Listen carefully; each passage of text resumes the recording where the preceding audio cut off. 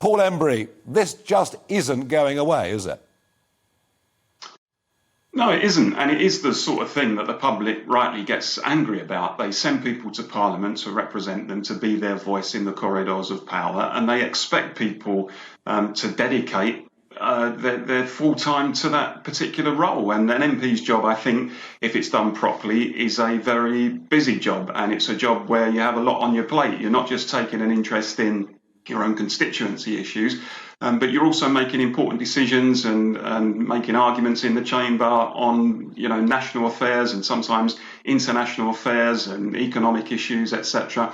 And people want their MPs to be diligent, and they want their MPs to work hard. Now, I don't necessarily think that people are opposed to MPs having second jobs per se, but they certainly don't believe that work should encroach in any way on their primary role. Now, I don't think necessarily there needs to be a ban on second jobs. I think certainly there should be a ban on directorships and consultancies, because I think that has the very real capacity to give rise to conflicts of interests, as we've seen most recently with the Owen Paterson case. But I think other second jobs are probably permissible, but I do think we probably need to have a debate about whether there should be a ceiling on the number of hours that MPs should work in second jobs, a ceiling possibly on the earnings that they get through second jobs, and also perhaps the nature of those second jobs. We're told by a lot of MPs, well, we have to have these jobs as directors on boards because it keeps us in touch with the real world. Well,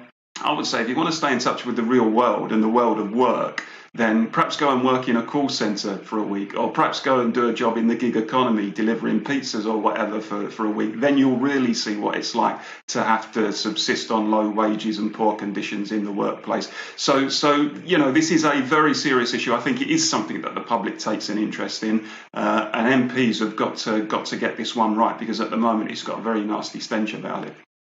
Yeah, there's one slightly odd thing, Paul, isn't there? That on the one hand, the public hate career politicians. They want people with real experience of the world. But on the other hand, they don't really want them doing second jobs either. So, it's a kind of you can't win either way. But I think the point you make is the interesting one. If you're, let's say, a vet or a GP or a professional in some way, perhaps a lawyer, you can carry on doing work whilst you're still an MP. And actually, in many ways, you should do that. Otherwise, you might fall behind over the course of 10 years or however long you serve in Parliament.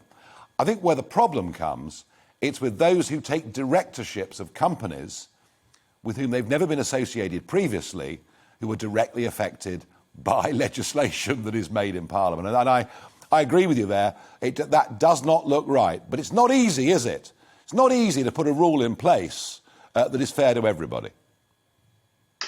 No, it's not, and it's a bit of a minefield to navigate. But as I say, I think yes, absolutely, an outright ban on directorships and consultancies. I think that's a no-brainer in light of recent events, and actually should have been done before now.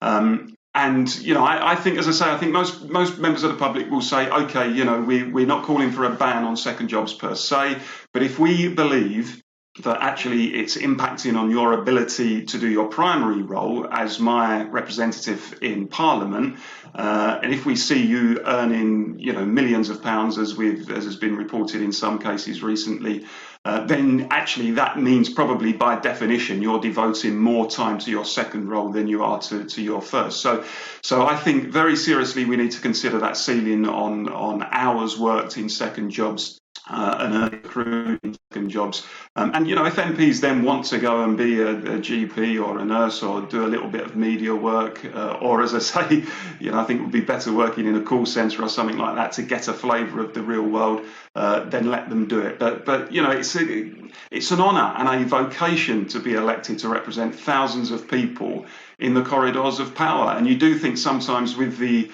apparent amount of time some MPs are devoting to their second jobs, whether or not they see it in that way. But they should see it in that way, and we should hold them to account for it.